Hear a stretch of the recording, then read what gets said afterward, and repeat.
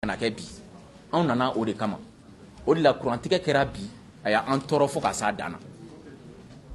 o de la an y'aw dalajɛ bi pour que an ka ɲɔgɔn ye k'a fɔ k'a da maliyɛnw tulo kan maliyɛn cɛ n'a muso bɛɛ lajɛlen tulo kan k'a fɔ ko kurantigɛ min bɛ sen na an b'a kalama k'a fɔ ko ko kura don ko kɔrɔ don jamana kɔnɔ mais anw nana jamana kɔnɔ pour que k'a fɔ ko ko minnu tun bɛ kɛ fɔlɔ n'olu tun man ɲi n'an bɛ fu siri o de dan na mais walasa an ka fu siri o dan na an bɛɛ k'a dɔn k'a fɔ ko o tɛ tile kelen ko ye tile fila ko tɛ tile saba ko tɛ fɛn min ma se ka kɛ san 20 ni san 30 kɔnɔ kalo 6 tɛ o kɛ mais o tɛ a to k'a fɔ ko anw bilala baara min na k'an b'an cɛ a la an nana de k'a fɔ k'an bɛ maliyɛnw ka problème régler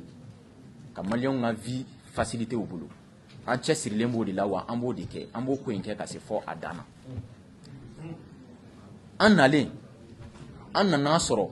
jamana énergie bɛ cogoya min na juru min bɛ jamana énergie dɔrɔn na a ka fournisseurs minnu bɛ courant feere a ma o dɔrɔn n'i y'o fara ɲɔgɔn kan o tun ye franc CFA miliyari 180 juru tun y'o ye an nana sɔrɔ courant bɛ di ni baarakɛminɛn fɛn fɛn bɛ baarakɛla ninnu bolo a bɛɛ kɔrɔla parce que n'i y'a jateminɛ i bɛ taa sɔrɔ a bɛɛ ye san 10 san 20 baarakɛminɛn salenw ye n'i dun ye baarakɛminɛn san n'i m'a ladon mɔgɔ yɛrɛ ka kuma hali ni si b'i la n'i ma entretien k'a la a tɛ nafa ɲa donc i ye baarakɛminɛn san n'i ma entretien k'a la n'i ma maintenance k'a la a tɛ marcher donc an nana sɔrɔ baarakɛminɛn ninnu bɛɛ fɛnɛ sɛgɛnnen don fo ka s'a dan na mais an tun sigilen don n'a ye k'a fɔ ko ɲinan mars ni avril bɛ gɛlɛya an tun sigilen don n'o ye donc an b'a dɔn fɛnɛ k'a fɔ k'a kan ka bɛn ni sunkalo ye donc anw nana dɔrɔn an ka baara fɔlɔ kɛra jumɛn ye an bɛ se ka mun de kɛ sisan walasa ni mars ni avril sera maliyɛnw kana tile gɛlɛya dɔn o kɛra an ka baara fɔlɔ ye filanan ye jumɛn ye k'a fɔ ko an ye o kɛ cogo cogo mɔgɔ minnu bɛ kuma la téléphone na a y'a fɔ k'u ka bɔ kɛnɛ ma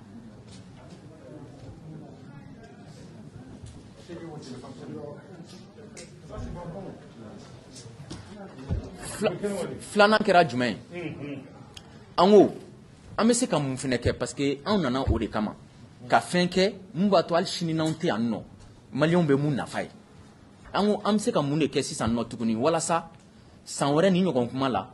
an kana to boliboli la tuguni k'a fɔ ko an bɛ se ka fɛn jumɛn tugu yan fɛ an bɛ se ka jumɛn tigɛ yan fɛ k'o bari yan fɛ walasa kurantigɛ kana kɛ pour que o kana kɛ secret wɛrɛ t'a la fo an ka wari de ɲini ka minɛn ɲɛnamaw san mun bɛ courant dilan donc urgence tun ye jumɛn ye urgence tun ye ɲinan funtɛni mun daminɛtɔ filɛ nin ye gɛlɛya ba kana sɔrɔ a la maliyɛnw bolo an ko bon kurantigɛ yɛrɛ n'i y'a jateminɛ a ju ye jumɛn ye de an ye ju fɔlɔ jateminɛ o tun ye k'a fɔ wari tɛ EDM kun donc tuma caman i bɛ taa sɔrɔ taji yɛrɛ tɛ sɔrɔ walasa ka se ka groupe lamarcher an ko bon n ko o mun ye o tɛ bɛn donc an ye fɛɛrɛ tigɛ mun b'a to o ka bɔ yen nɔ ala ka dɛmɛ la an sera k'o kɛ bi na courant kɔni ma tɛ tigɛ k'a fɔ ko taji ma sɔrɔ ka kɛ groupe kɔnɔ filanan tun ye jumɛn ye an bɔra k'a fɔ sisan ko équipement minnu an ka baarakɛminɛn minnu tun sɛgɛnnen don an y'a ye k'a fɔ u sɛgɛnnen don mais u tɛ se ka remplacer sisan parce que n'i ko k'i b'u bɛɛ hali ni wari kɛr'i kun k'i b'u bɛɛ falen sisan nɔ u falenni bɛ temps mun ta o ye san 2 ni san 3 jate ye o yɛrɛ ye baara mun ka gɛlɛn hali nin cité in jɔtɔ bɛɛ b'a dɔn a ye san hakɛya min ta donc baarakolo gɛlɛn bɛɛ bɛ temps ta donc an ko yanni a ka falen an kɔni b'a dɔn mun bɛ kɛ c'est que le fait que u kɔrɔlen don a bɛna to k'a bila panne na donc n'a bilala panne na yanni an k'a dilan an bɛ se ka mun de kɛ maliyɛnw ka se ka courant sɔrɔ yanni a ka dilan an ko bon sisan o solution ye mun ye poste minnu kɔrɔlen don an b'a dɔn yɔrɔ minnu sɛgɛnnen don kosɛbɛ n'olu de bɛ to ka tiɲɛ an b'a lajɛ ka groupe dɔw ɲini k'olu sigi o yɔrɔ ninnu na walasa ni o yɔrɔ ninnu tiɲɛna dɔrɔn an ka se ka courant di population ma bon hali n'i y'a jateminɛ o baara in fɛnɛ k'a fɔ k'i bɛ groupe sigi k'a bila énergie réseau kan n'i bɛ fɛ k'a kɛ a wagati fitinin surumani o ye san 1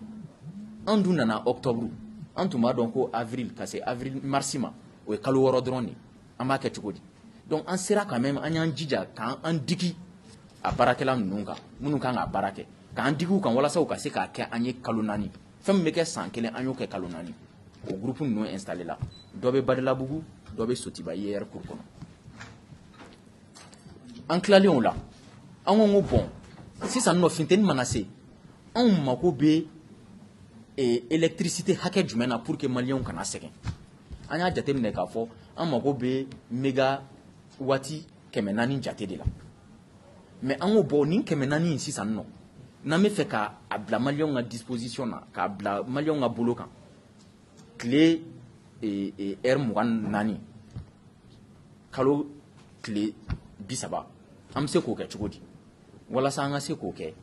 fɔ an ka wuli parce que n'i y'a jateminɛ an ka baarakɛminɛnw minnu b'an yɛrɛ bolo o bɛ se ka 300 mégawatts 300 ɲɔgɔnna de produit a tɔ ye 100 ye 100 mun b'a jɛ an nana sɔrɔ k'a fɔ ko an ka jamana tagabolo kɔrɔ la an kun kɛlen don k'a kɛ an bɛnɔkan mun bɛ CEDEAO mɔgɔw ni ɲɔgɔn cɛ an ka se ka to ka énergie san ɲɔgɔn fɛ o hukumu kɔnɔna la Mali bɛ 100 tɔn in Mali b'o bɔ kɔfɛ ka na n'a ye Mali kɔnɔ donc an ko comme an nana sɔrɔ o bɛ bɔ kɔfɛ o filɛ nin ye o ye ko ye mun bɛ bɛn tile kelen mais a tɛ bɛn badabada donc tagalen ɲɛfɛ n bɛna n da don an ye fɛɛrɛ minnu tigɛ walasa ka bɔ o kɔnɔ n bɛna n da don o la k'o fɔ mais hali n'i ko k'i b'o kɛ fɛnɛ o ye san caman baara ye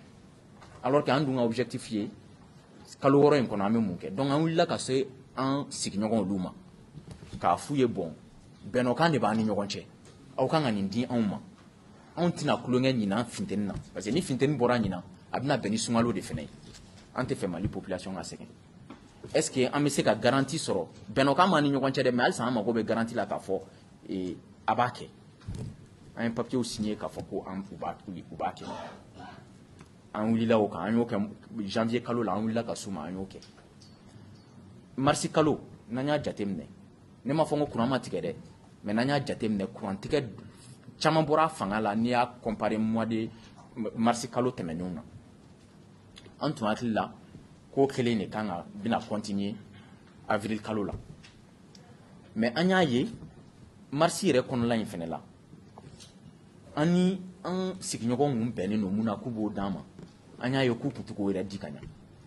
donc nin kalo in yɛrɛ dɔrɔn tile 7 an wulila tuguni an tagara se u ma an ye sigi ka kuma kɛ k'a f'u ye k'a fɔ an mago bɛ nin quantité in de la a y'aw jija a k'o di mais n'aw tɛ se k'o di aw bɛ ka mun di sisan a ye layidu d'an ma k'a fɔ ko aw bɛ t'o kan an y'o layidu sɔrɔ an nana an bɔra yen kalo tile 7 kalo tile 12 u tun bɛ mun yɛrɛ di kɔrɔlen caman baden bɔra o fɛnɛ la o kɛra fɛn ye mun ye an ka courant di mun ye a gɛlɛya mais an bɛ mun fɔ maliyɛnw ye funteni bɔ mun bɛ yen sisan funteniba bɔ de don donc an yɛrɛ kun fɛnɛ ye jateminɛw kɛ ka se o de ma an b'a dɔn k'a fɔ ko funteniba bɛna bɔ mais ni funteni bɔra fɔlɔ i kun bɛ se ka kɛmɛ sira o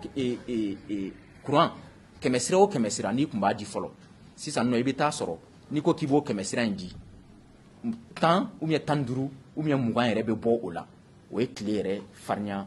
sababu ye parce que hali moteur ma fɛn de don ni courant tile gana cogo sugu dɔ la dɔ bɛ bɔ o la o de la an tun ye groupe wɛrɛw sigi walasa o 10 ni 15 min bɛ bɔ a la an ka se k'o compenser o tun tɛ kɛ san tɔw la o mais an ye nin bɛɛ de jateminɛ k'a fɔ ko ɲinan ta in ka gɛlɛn parce que anw nana mun kama anw nana k'a yira de k'a fɔ ko kow bɛ se ka kɛ cogoya wɛrɛ la mun tɛ cogo kɔrɔw ye donc an y'o de kɛ o kɛlen effectivement ɲinan tile barika bonyana ni san tɔw ta ye funteni avril na mais o bɛɛ la anw ye fɛn kura minnu sigi minɛn kura minnu sigi olu kun sera ka se k'a supporter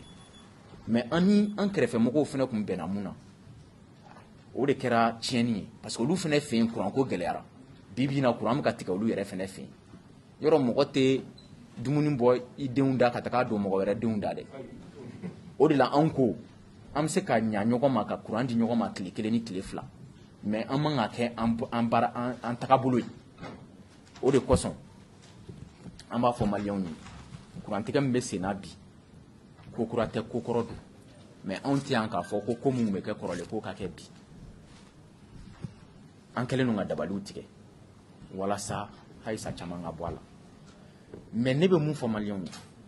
n'i ye ne kɛ ala ye bi ka se kɛ ne bɛ courant dilan sisan k'a di maliyɛn bɛɛ ma fu mais n tɛ ala ye ne ye jɔni de ye n bɛ sɔn n ka jɔniya ma o jɔniya in kɔnɔna la n'i bɛ fɛ ka baara kɛ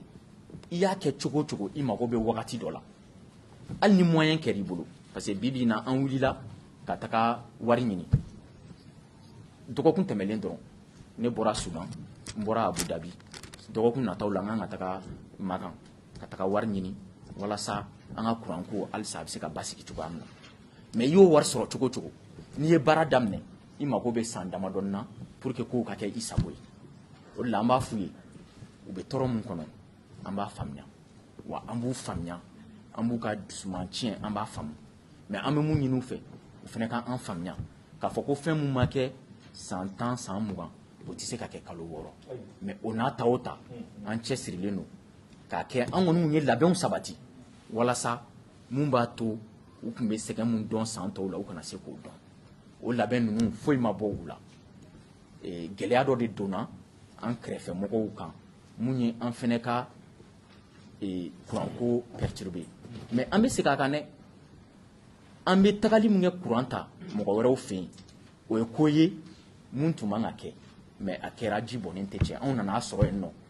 an bɛ se mun ye o ye k'a yɛlɛma de walasa k'a falen an ko k'an bɛ mun de kɛ an ko ɲinan ta o bɛ se ka kɛ parce que n'i ye baara daminɛ a tɛ ban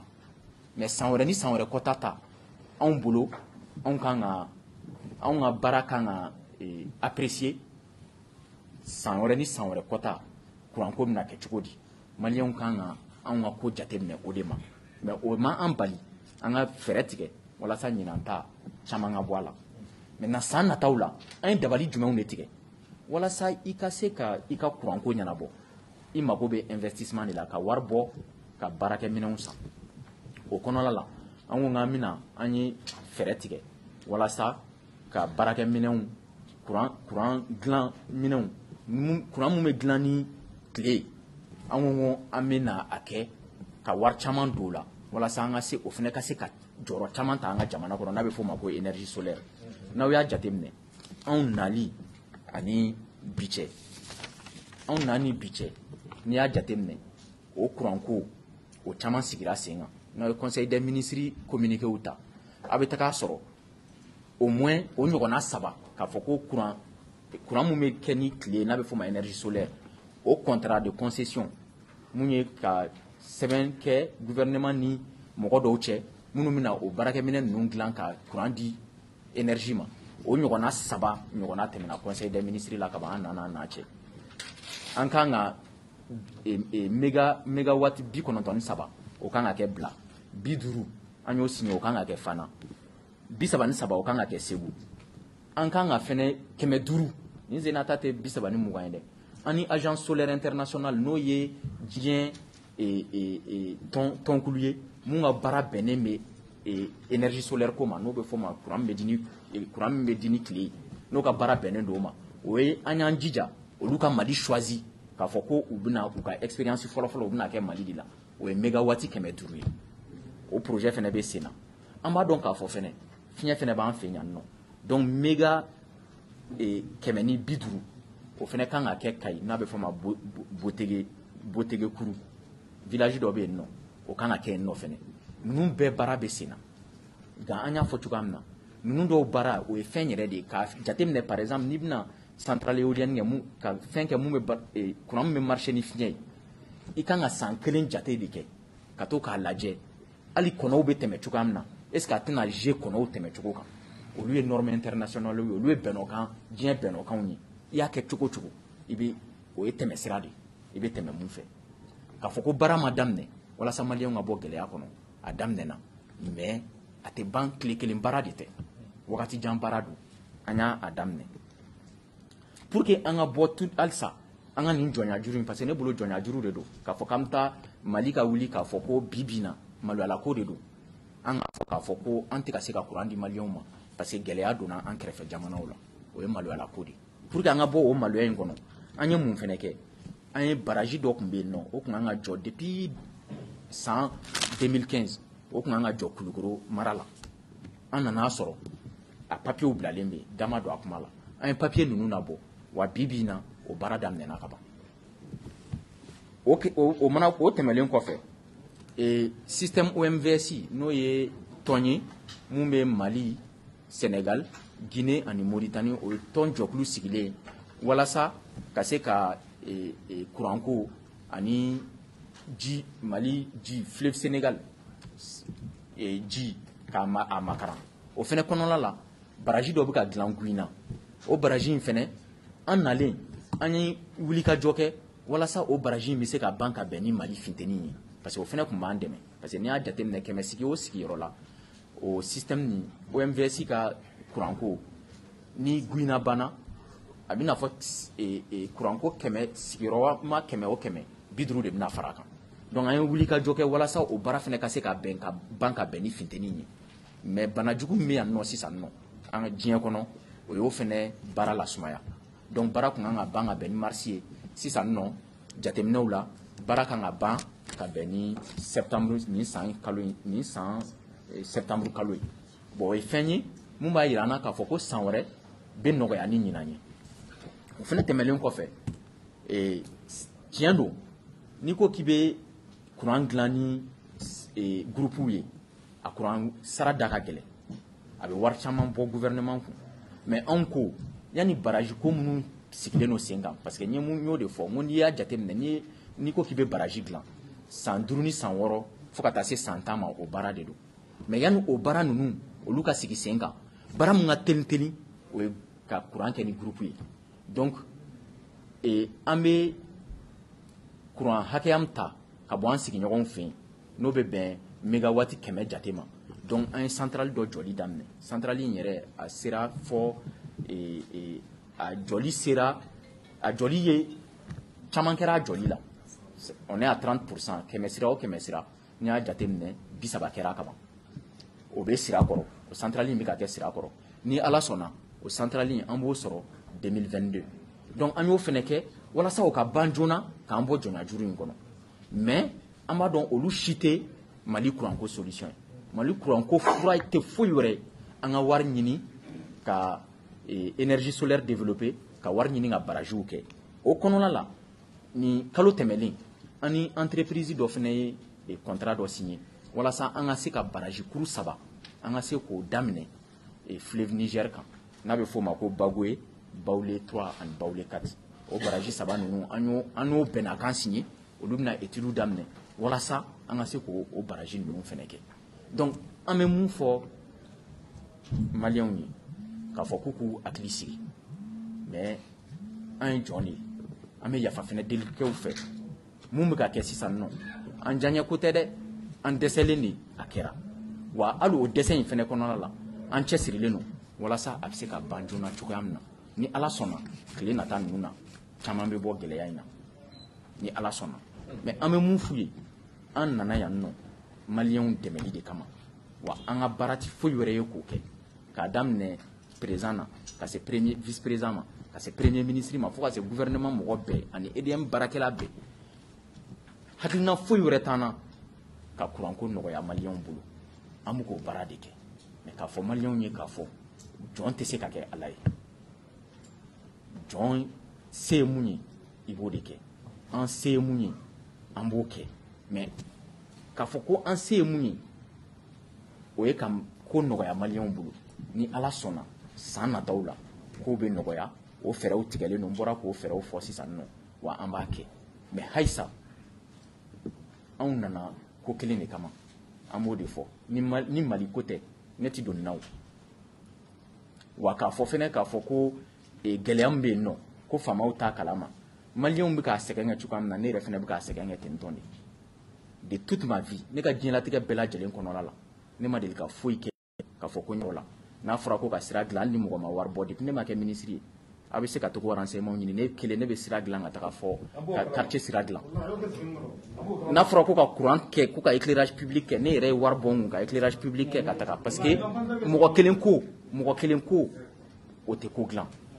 an bɛɛ de ye kelen an bɛɛ ye maliyɛn de ye mais ni ko kɛra cogo o cogo fɔ dɔ ka ta ka kɛ ɲɛmɔgɔya la ne bɛ ɲɛmɔgɔya la bi mais sini e bɛ se ka k'a la sinikɛnɛ nin bɛ se ka k'a la an bɛ ko o ko la an k'an tɛgɛ di ɲɔgɔn ma walasa Mali ka bɔ nin dingɛ in kɔnɔ Mali tɛ bɔ dingɛ in kɔnɔ k'an to ɲɔgɔn sen t'a la an ka laɲini tɛ foyi ye kuma fɛn fɛn bɛ ka fɔ bi an tulo b'a bɛɛ la mais o tɛ ko ye an bɛ mun jateminɛ an bɛ mun ɲini maliyɛnw fɛ dɔrɔn an bɛ baara mun na u ka an dɛmɛ baara in na u bɛ gɛlɛya min kɔnɔ bi an ka laɲini tɛ olu ka laɲini tɛ ni Ala sɔnna an bɛ fura sɔrɔ a la nka halisa an ka ɲɔgɔn dɛmɛ baara in kɔnɔla la parce que n'an ma ɲɔgɔn dɛmɛ a tɛ ɲɛnabɔ n'i y'a jateminɛ même ne bɛ k'a fɔ n ko baraji min daminɛna sisan nɔ Kulukoro ni ne y'a fɔ aw ye bi o baraji o daminɛna cogoya min na k'a fɔ ko sini ko ne bɛ se ka convoquer pôle économique la a ko la a b'a fɔ mun y'i don a la mais an bɛ Mali ko dɔrɔn de la parce que n'an ye ɲinan jɛ a bɛ fɔ période dɔ de ma ko période d'étiage c'est-à-dire que a bɛɛ b'a dɔn sisan nɔ ji caman tɛ ba kɔnɔ donc sisan de n'i bɛ fɛ ka baraji kɛ sisan de i bɛ se ka baraji senw sigi mais pour que ka baraji senw sigi ko caman de bɛ o kan ka kɛ an ye mɔgɔ minnu bila la olu kan ka taa financement de ɲini extérieur la olu m'o financement sɔrɔ fɔlɔ Mali fɛnɛ kan ka papier dɔw signer ka d'u ma o papier ninnu ma di ne ko n k'u ka baara daminɛ u ko monsieur le ministre an bɛ se ka baara daminɛ kɛ mais n'an ye baara daminɛ e kan bɛ papier minnu ma n'olu ma signer ou bien n'anw taara wari ɲini n'anw ma wari sɔrɔ k'a fɔ ko baara ma bɔ bilen yala aw bɛ nin wari in sara ne y'a signer k'a fɔ a y'a daminɛ aw mana baara min kɛ n b'a sara o tɛ dɔwɛrɛ ye o donc sini n bɛ se ka convoquer pôle économique la parce que ni ne taara sini ni ne tɛ yan normalement ne kan ka miiri o de la o ni ne taara sini ni ne tɛ yan nɔ mɔgɔ kura min bɛ na o bɛ se k'a fɔ ko nin baraji in tɛ ne ka ko ye n t'a kɛ n'o ma kɛ mun de bɛ kɛ a bɛ fɔ ko i t'a ka wari sara n'a fɔra ko i t'a ka wari sara o bɛ ne wele pôle économique la n bɛ mun kɛ n ye wari min fara ɲɔgɔn kan n ka vie bɛɛ lajɛlen kɔnɔna la n b'a ta k'a di mais Mali ko de don an tɛ sɛgɛn o la o mais an bɛ mun fɔ dɔrɔn maliyɛnw ye an bɛ segin a kan an tɛ sɛgɛn a la an bɛ yafa ɲini kɛ u fɛ halisa mun kɛra an ka laɲini tɛ a man ɲi an dɛsɛlen de y'a kɛ nka an cɛsirilen don mun sababu la mun b'a to a bɛ ban joona cogoya min na nka an bɛ layidu min d'u ma c'est que san nataw la ni mun kɛlen filɛ a tɛ kɛ ka sababu kɛ an ye baara mun daminɛ san nataw la a ye résultat bɛna ye hakɛto bɛ nin kan.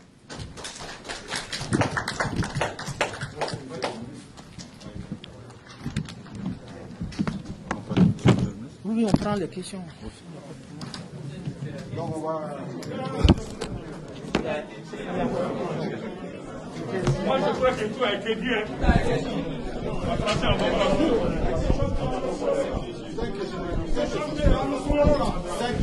Voilà.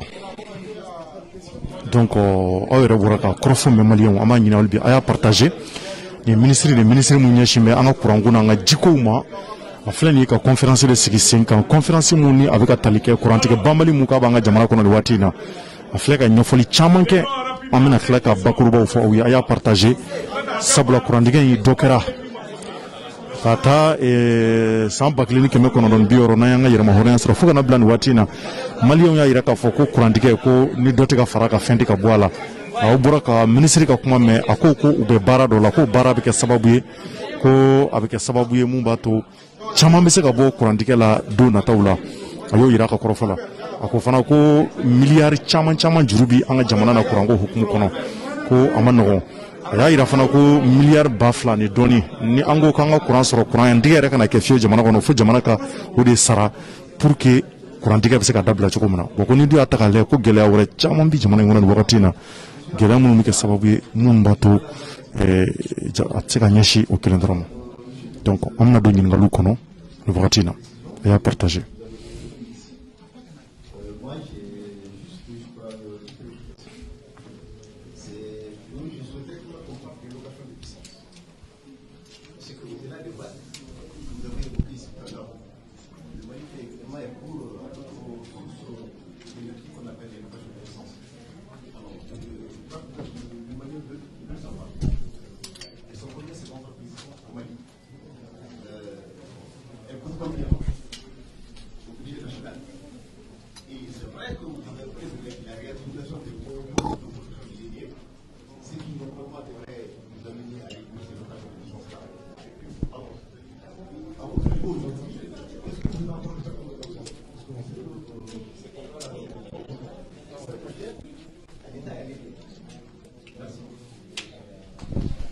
Donc ɲininkali saba wala ka o de ta ɲininkali saba de bɛ ka taa a bɛn'o jaabi sisan a y'a partager a kana bɔ ligne kan hali bi.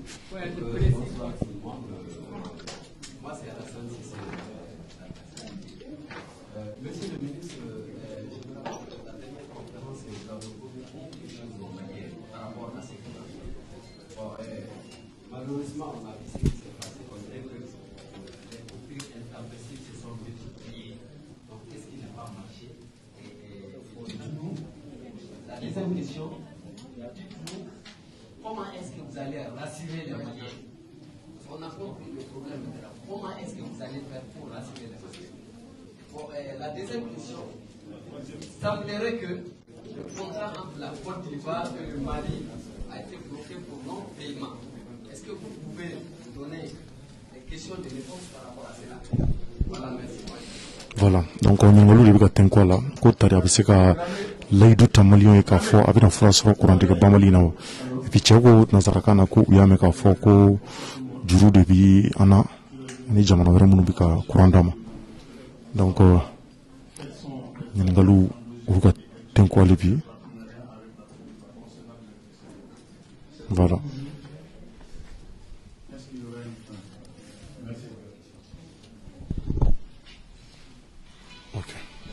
Merci.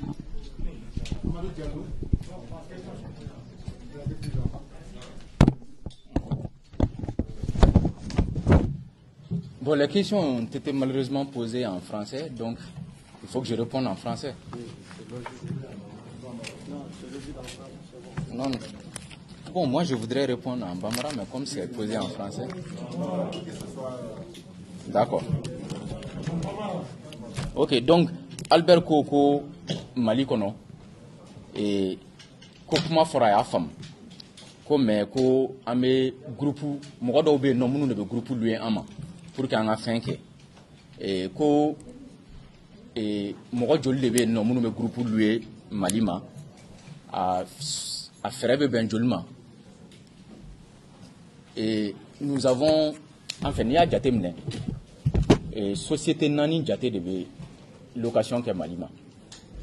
Albatros Agreco SCS AXA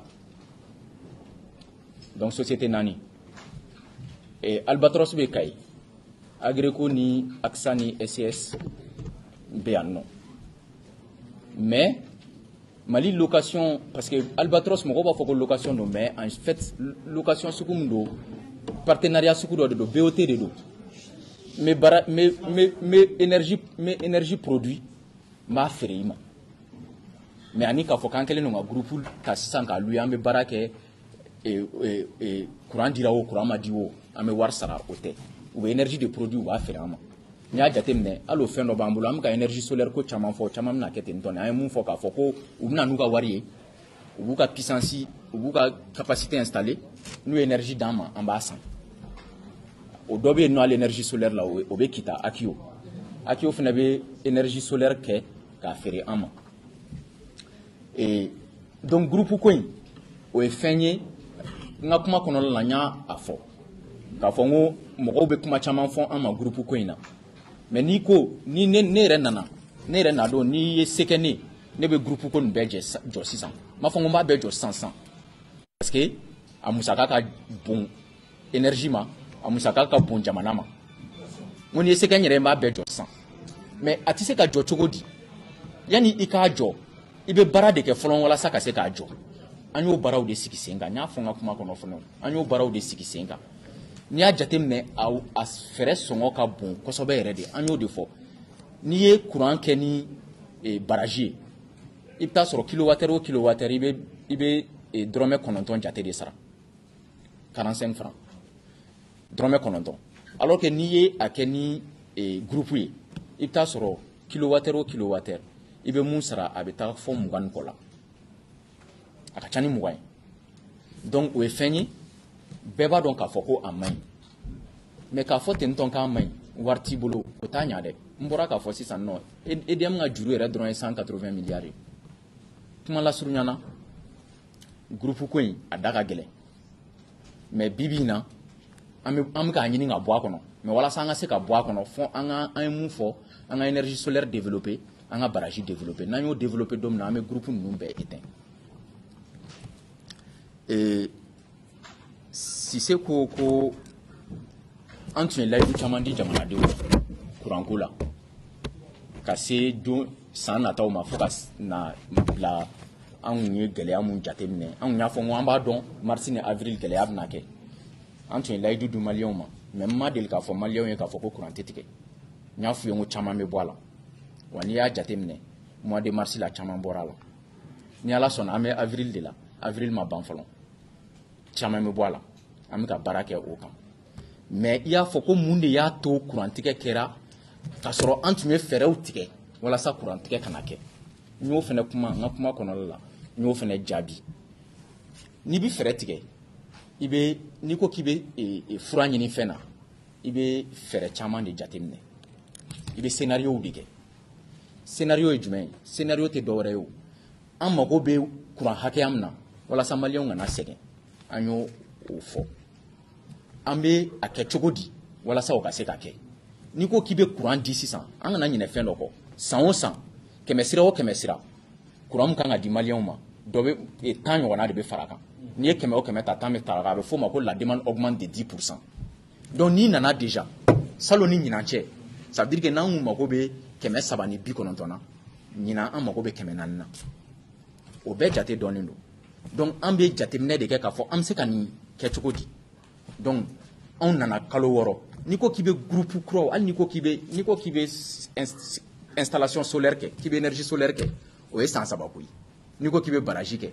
i ma o dɔgɔyara cogo o cogo o ye san 5 san 6 bon an dun bɛ fɛ ka solution sɔrɔ maliyɛnw ka problème na an bɛ mun de kɛ an bɛ groupe de sigi mais hali n'i ko k'i bɛ groupe sigi pour que mɔgɔw kana santi sisan i bɛ o fana ye san 1 ko ye mais an sera k'an jija ka dɔw sigi kalo 4 kɔnɔla la fɛn min bɛ kɛ san 1 an y'an jija k'o kɛ kalo 4 mais o kɔnɔla la an bɛ segin kuma kelen de kan o fana ye tiɲɛ de ye o bibi in na a kana k'aw ɲɛna k'a fɔ ko mali dɔrɔn de bɛ taga kuran ta ka bɔ kɔ kan dɛ bibi in na Sénégal Mauritanie olu bɛɛ bɛ kuran ta Manantali n ko Manantali bɛ Mali de la u b'a ta Felu n ko Felu bɛ Mali de la o ye bɛnɔkan de ye o mais k'a fɔ bi ko kuran ko gɛlɛyara anw bolo k'an b'a fɔ k'an bɛ Manantali Mauritanie ta minɛ la ou bien k'an bɛ Sénégal ta minɛ la an tɛ se k'o kɛ o donc o kɔnɔna la comme olu ye bɛnɔkanw ye jamanaw ni ɲɔgɔn cɛ an tun b'a dɔn k'a fɔ ko jamana dɔ b'an kɛrɛfɛ parce que an kana ɲinɛ fɛn dɔw kɔ fɛnw ye capacité ko de sanu bɛ Mali la mais gaz bɛ Côte d'Ivoire gaz bɛ Sénégal gaz bɛ Mauritanie n'i y'a jateminɛ n'i ko k'i bɛ courant dilan ni gaz ye a ka teli wa a sɔngɔ ka nɔgɔn donc courant bɛ dilan Côte d'Ivoire barrage b'u bolo mais gaz fana b'u bolo u bɛ courant dilan n'o ye an kɛrɛfɛ jamana ninnu dɔw la donc an wulila ka se olu fana ma parce que contrat tun b'an n'u cɛ o n y'o de fɔ an nana mun ma marché o y'o de ye mais an m'o dilan an nan'o sɔrɔ yen nɔ an nana sɔrɔ k'a fɔ kɛmɛ sira o kɛmɛ sira n'i y'a jateminɛ Mali courant ko la i bɛ taa sɔrɔ 25 o bɛ bɔ kɔ kan an nana an y'a fɔ n ko ye fɛn ye mun tɛ bɛn il faut que an ka fɛɛrɛ tigɛ walasa mun bɛ an bɔ o dingɛ kɔnɔ mais n'i bɛ fɛ ka bɔ o dingɛ kɔnɔ i bɛ wari de ɲini ka baara kɛ walasa i ka bɔ a kɔnɔ mais baara i mana baara daminɛ a tɛ ban tile kelen donc yan'o cɛ i bɛ mun kɛ donc mun bɛ yen nɔ i b'a ɲini ka baara ka o ladilan walasa o kana tiɲɛ an y'o fɛɛrɛw de tigɛ ka wuli ka se an kɛrɛfɛ jamana mɔgɔw ma an n'u ka sigi ka baara kɛ mun y'a to fɛn ma kɛ mais fɛn dɔ de kɛra olu fana fɛ yen u tun sigilen tɛ ni mun ye olu ye diɲɛlatigɛ ko ye o de la ne ko n ko an tɛ se ka kɛ ala ye jɔnni kɔni i b'a fɔ de n'i tilala i b'a fɔ ko inshallah ni ala sɔnna an ye kumakan caman an ye layidu ta mais an ma layidu ta ala ɲinɛ ma an y'a fɔ ni ala sɔnna ala nana n'a ka gɛlɛya dɔ de ye bi mun y'a to anw parce que fɛn bɛɛ dépendant tɛ anw na mun bɛ anw tɛgɛ kɔnɔ o ye Mali taw ye an y'an jija o tajiko n'o fɛnw bɛɛ la an y'o bɛɛ sigi sen kan mun bɛ dépend mun bɛ an kɛrɛfɛ mɔgɔw dugu mɔgɔw bolo o de ma marché o de ye tiɲɛ ye mais ni o fana n'i y'o tiɲɛ fana fɔ i bɛ tiɲɛ wɛrɛ b'o kɔfɛ o tiɲɛ mun b'o kɔfɛ mun y'an se o ma an kan k'o de ko ɲɛɲini mais o ma daminɛ bi dɛ o ye san caman kow ye donc o de ma marché mais hali o fana mun ma marché an bɛ solution ɲinina la ni ala sɔnna solution bɛ sɔrɔ a la k'a fɔ ko n y'a fɔ minɛ juru bɛ énergie la dɛ parce que i ko fana ko a bɔlen b'a fɛ ko mɔgɔw ko dɔw ko Côte d'Ivoire bannen don ka courant d'an ma parce que an dɛsɛra ka wari de sara juru bɛ énergie la dɛ o ye tiɲɛ an nana juru sɔrɔ a la n y'a fɔ sisan an nana sɔrɔ miliyari 200 o jate de juru bɛ EDM na o ye fɛn dɔrɔn ye courant sanga feere ani taji ko o y'o dɔrɔn ye o ni juru tɔ minnu bɛ yen nɔ k'a fɔ ko an ye papier san an ye nin san fournisseur maliyɛnw bolo o sen t'o la o dɔrɔn sinon n'i y'o fara kan i bɛ taa fɔ miliyari 400 jate la o juru de bɛ EDM na kuma lasurunya la même ɲinan Banque mondiale bɛ dɛmɛ mun kɛ Mali ye a kuma cayara mun kama a kuma cayara parce que anw nana sɔrɔ mɔgɔw ye san bayirika caman kɛ u bɛ taa courant ta mɔgɔw fɛ yen u tɛ wari sara mais ni anw nana an tɛ wuli ka micro ta k'o jɔ an da la k'a fɔ k'an bɛ wuli don o don k'o fɔ mɔgɔw ye k'a fɔ an nana nin de sɔrɔ yan nɔ an ka baara to ye o an ka baara ye de bɛɛ ni baara de don an ka baara ye de juru b'an na parce que sanni feere la juru bɛ o kɔnɔna la mais juru minnu bɛ an ni Côte d'Ivoire cɛ bi o ye juru ye minnu bɛ sanni feere kɔnɔna la parce que n'i ye fɛn feere mɔgɔ ma wagati dɔ de bɛ d'i ma k'i k'a sara o kɔnɔna la n'o wagati ma se n'i m'a sara problème t'a la n'o wagati de tɛmɛna n'i m'a sara problème b'a la mais bibi in na ka kumaw jaabi ye Dramé ko yali nin courant ta in ka taga courant ta mɔgɔ minnu fɛ yen mɔgɔ wɛrɛw fɛ yen ko de don an bɛna mun kɛ wagati kunkurunin wa ou bien an bɛna kɛ kudayi ye mun nana n'a ye facteur endogène et exogène mun nana n'a ye mun dépendait no Maliens yɛrɛ la ani mun wɛrɛ nana n'a ye Mali kɔfɛ mɔgɔw fɛnɛ fanfɛla la mun nana ni nin ko in ye o y'a ye dɔrɔn an ye san 30 kɛ depuis avant 2000 an ye san 30 kɛ an ma wari bɔ ka don ka courant dilan ɲanama fɛn courant dilan mansinw san o de nana n'a ye n'i dɛsɛra a bɛ na fɔ o de don n'i ma baara kɛ ka wari sɔrɔ ka so k'i ka denbaya labalo i bɛ taga juru ta o tɛ tiɲɛ ya donc an ma se ka baara kɛ walasa ka se malidenw kɔrɔ san tɛmɛnlenw na o de kɛra o walasa ka se malidenw ka courant ko kɔrɔ mais mɔgɔ dɔw ye baara kɛ olu ser'u ka jamana kɔnɔdenw ta kɔrɔ f'olu bɛ tɔnɔ ɲini e kan donc minnu ye baara kɛ comme an dɛsɛra an sera olu ma k'a fɔ ko an n'u ka bɛnɔ kan kɛ mun bɛ to k'a kɛ et mun bɛ na n'a ye Mali jamana kɔnɔ an ka ko bɛɛ se t'an yɛrɛ ye mɔgɔw de bɛ yan ni minnu bɛ baara kɛ minnu b'an dɛmɛ n'a bɛ fɔ olu ma ko partenaire technique et financier n'i mago bɛ mɔgɔ la walasa a k'i dɛmɛ k'i ka denbaya balo e tɛ se k'a fɔ k'i b'i sago kɛ dɛ yɔrɔ i t'i sago bɛɛ kɛ dɛ donc i n'ale fana bɛ kuma de n'i ko k'i bɛna fɛn minnu kɛ ale b'a fɔ parce que ne dɛsɛra don min na i bɛ segin ka na ne de fɛ yen donc yanni i ka taga décision dɔw ta minnu man ɲi a ka tila ka kɛ ne kunna donni ye ne bɛ fɛ n'i bɛna décision fɛn fɛn ta i kana i ni ne ka sigi an ka bɛn a la a kɛra ten de o donc o la o bɛnɔkan kɔnɔna la partenaire technique et financier fana y'a ɲini k'a fɔ ko n'an bɛ ka énergie san an kɛrɛfɛ jamanaw bolo capacité bɛ minnu na n'i y'a jate minɛ a bɛ ko nɔgɔya an ni ɲɔgɔn cɛ comme ko fana don ko mun tɛ ko kura ye a nana ten tɔ de mais n'an tun ye baara kɛ ka bɔ 1991 la ka se 2020 ma n'an tun ye baara kɛ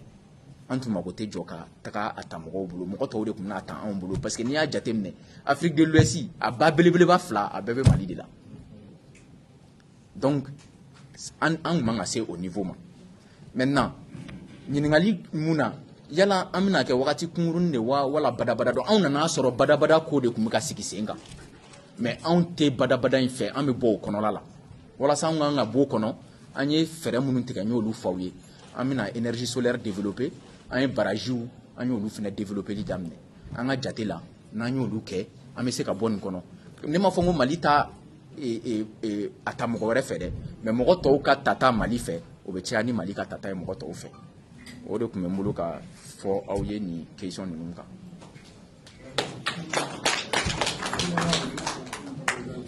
Bon,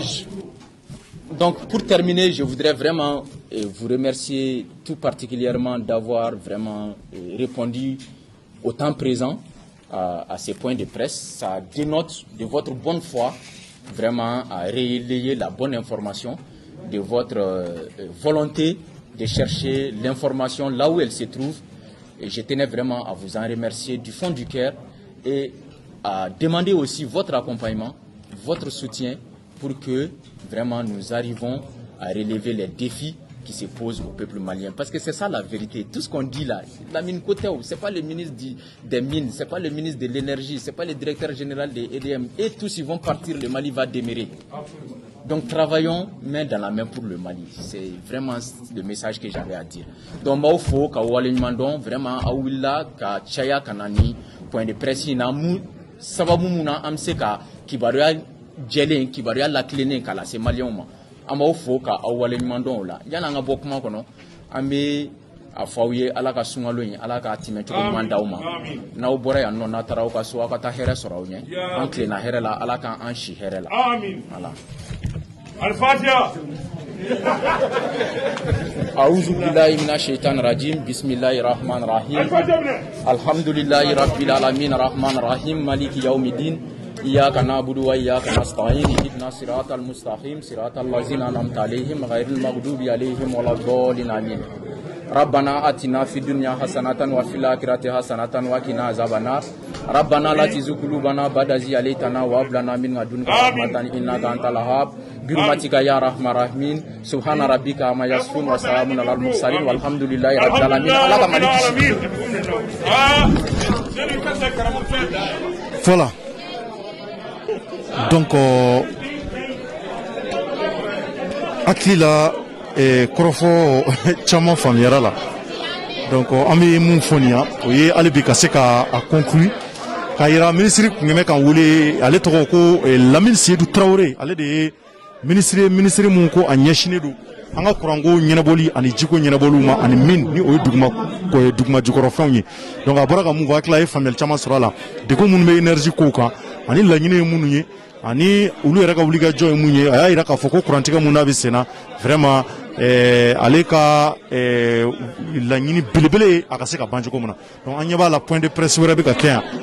nyingal wera be tenku ala amban profiter ka gere wala sa amfana ka seka dakur damado soro abulu.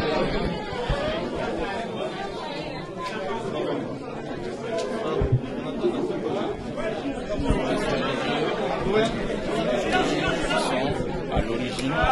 des délestages actuels. Avant tout propos, je voudrais quand même préciser que les délestages qui se passent aujourd'hui ne sont pas supérieurs à ce qu'on a vécu par le passé. Nullement pour moi la volonté ou l'intention de me dérober. Mais il s'agit juste de dire qu'on a remarqué qu'en mois de mars, les choses s'étaient améliorées par rapport aux autres années. Notre volonté, c'est de faire en sorte qu'en avril 2021 aussi, les choses s'améliorent. Et quand nous sommes arrivés, nous avons pris des dispositions pour que cette année, la situation des délestages s'améliore considérablement. Parmi les solutions que nous avons mises en place, on peut citer l'installation de 20 MW de capacité au niveau de la colline de Badalabougou, 20 MW de capacité au niveau de l'IR à Sotiba, et la mise en place de contrats de fourniture permanente de combustible pour nos groupes électrogènes, et surtout le déplacement d'une mission aussi qui s'est rendue dans les pays voisins pour sécuriser l'approvisionnement de notre pays pour la quote-part, n'est-ce pas, qu'on importe pour notre consommation locale. Et nous avons vu que toutes les autres solutions ont marché. La solution qui est en cause aujourd'hui, c'est la solution de l'importation. Évidemment, c'est un choix industriel mal rencontré dans le temps, qui a amené le Mali, et ça date de plusieurs années, à importer une partie de sa consommation locale. Et aujourd'hui, nos pays voisins aussi ont des difficultés, et donc ça s'est ressenti sur la population malienne. C'est indépendant de notre volonté, ça s'est passé. Nous travaillons d'arrache-pied pour résoudre ce problème-là, et nous voudrons vraiment profiter de cette tribune pour implorer leur compréhension, implorer leur indulgence et leur dire que nous sommes en train de tout mettre en œuvre pour résoudre le problème cette année, mais surtout nous avons entrepris toutes les actions idoines pour que dans les années à venir, nous n'ayons plus à vivre ça.